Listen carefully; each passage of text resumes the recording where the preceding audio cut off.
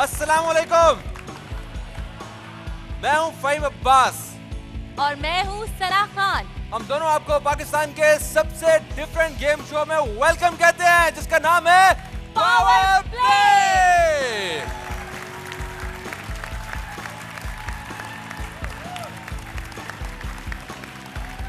भाई कैसे हैं आप सब लोग? आवाज नहीं आ रही, मुझे लगता है ठीक नहीं है। ठीक है, यस, ये चीज एक तो फिर से बताएं कि आप सब लोग ठीक हैं। जबरदस्ती, आपने बताया कि ठीक है, और हम आपको बताएंगे, बल्कि सना आपको बताएंगी कि हमारे इस शो की सबसे खास बात क्या है। जी सना। हमारे इस शो की सबसे खास बात है क्योंकि इसका नाम है पावर प्ले, तो जितना भी आपको खेलना होगा वो सब खेलना होगा पावर के साथ। जी हाँ, बिल्कुल, पावर प्ले। भाई आपको एक चीज और बताते चलें कि हमारे इस शो में एक और खास बात है, वो ये है कि अगर आप एनर्जी के साथ और जहानत के साथ, थोड़ी सी टेक्निक के साथ अगर इस शो में हिस्सा लेंगे तो आप जीत सकेंगे 5 लाख रुपए।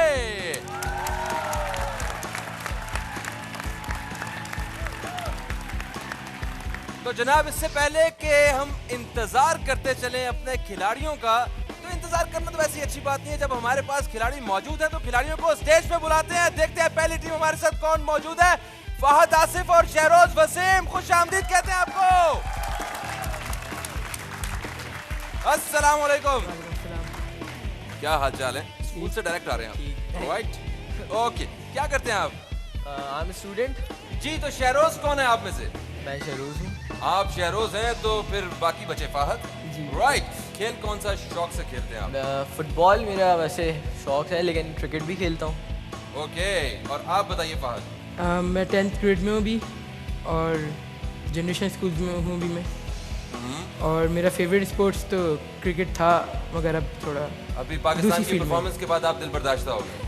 हाँ, थोड़ा कह सकते अभी हैं। छोड़ दिया आपने खेलना? जी बिल्कुल। देखना भी छोड़ दिया? जी।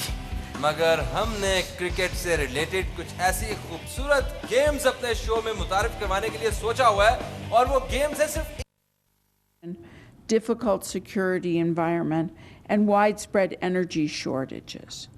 But these issues are not unique to Pakistan.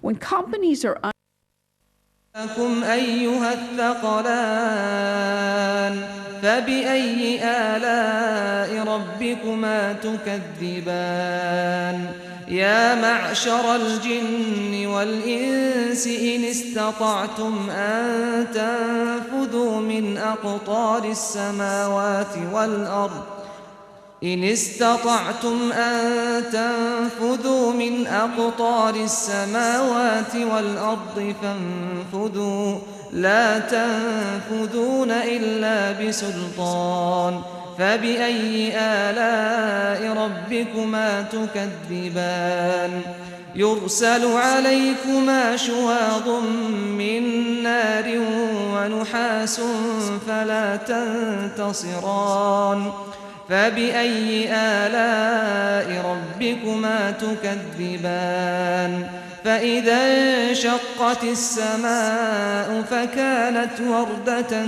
كالدهان فبأي آلاء ربكما تكذبان فيومئذ لا يسأل عن ذنبه إنس ولا جان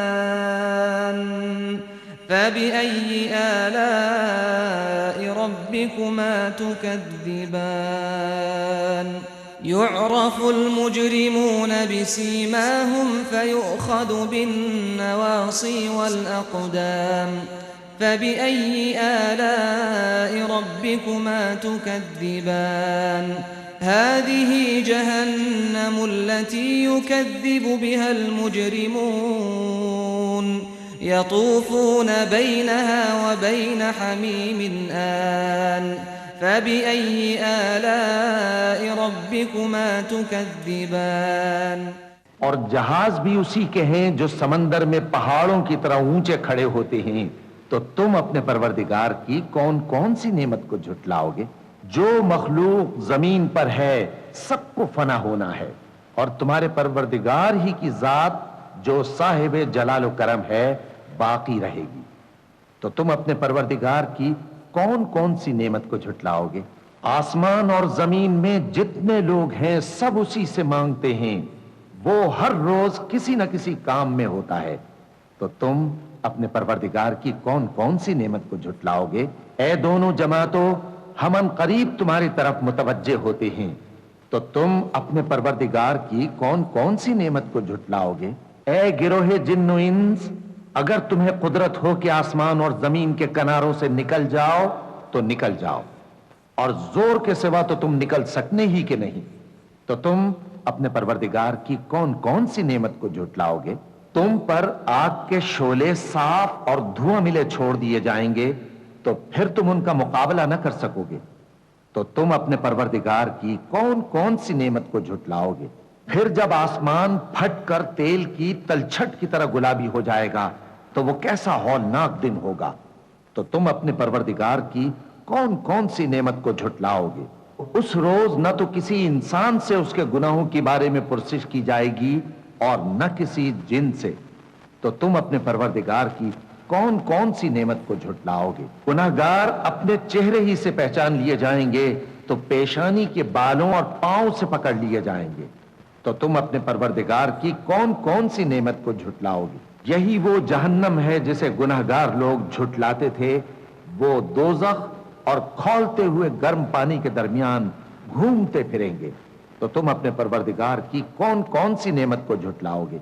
وَلِمَنْ خَافَ مَقَامَ رَبِّهِ جَنَّتَانِ فَبِأَيِّ آلَاءِ رَبِّكُمَا تُكَذِّبَانِ ذَوَاتَا أَفْنَانٍ فَبِأَيِّ آلَاءِ رَبِّكُمَا تُكَذِّبَانِ فِيهِمَا عَيْنَانِ تَجْرِيَانِ فَبِأَيِّ آلَاءِ رَبِّكُمَا تُكَذِّبَانِ فِيهِمَا مِن كُلِّ فَاكِهَةٍ زَوْجَانِ فَبِأَيِّ آلَاءِ رَبِّكُمَا تُكَذِّبَانِ مُتَّكِئِينَ عَلَى فُرُشٍ بَطَائِنُهَا مِنْ إِسْتَبْرَقٍ وَجَنَى الْجَنَّتَيْنِ دَانٍ فَبِأَيِّ آلَاءِ رَبِّكُمَا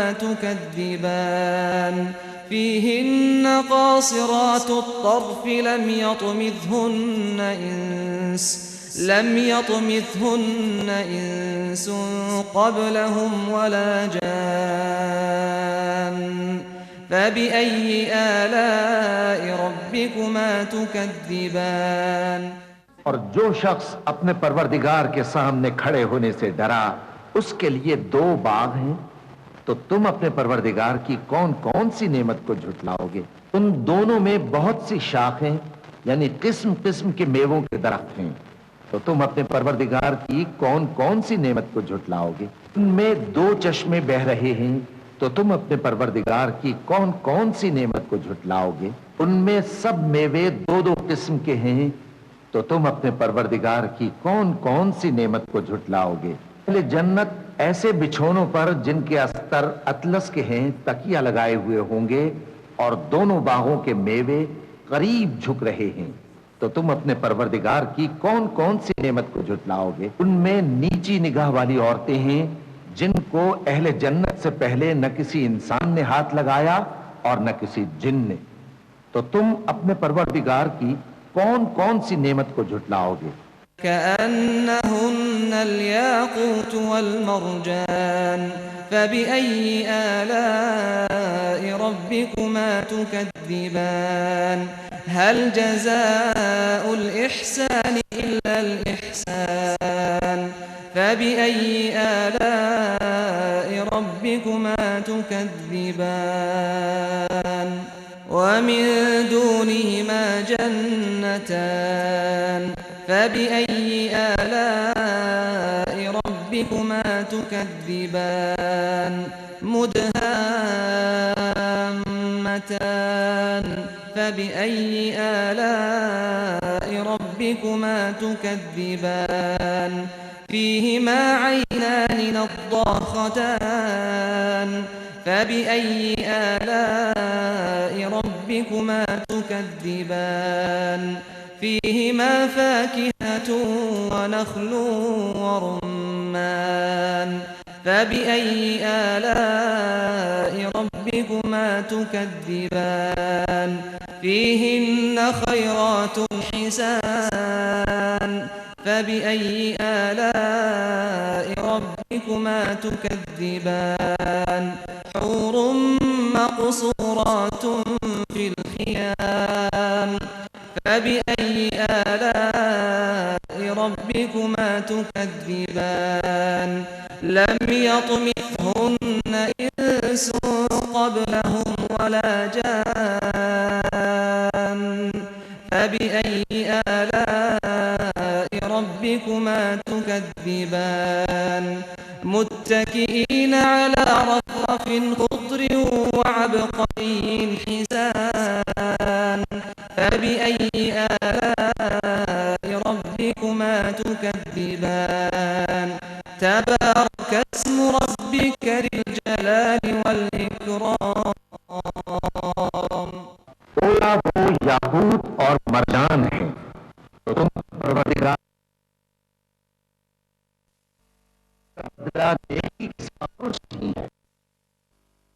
Privatize state-owned enterprises and approve आपने लेना है तीनों हवा